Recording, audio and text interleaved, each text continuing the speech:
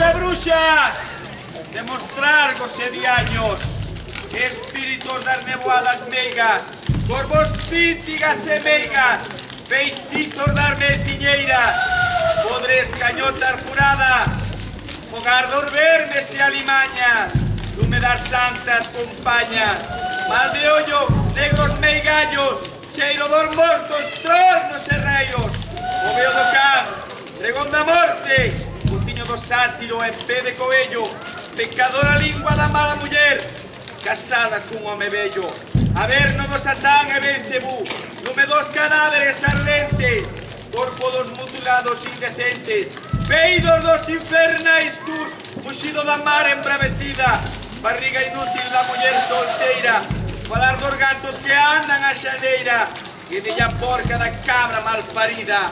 Oide! Oide!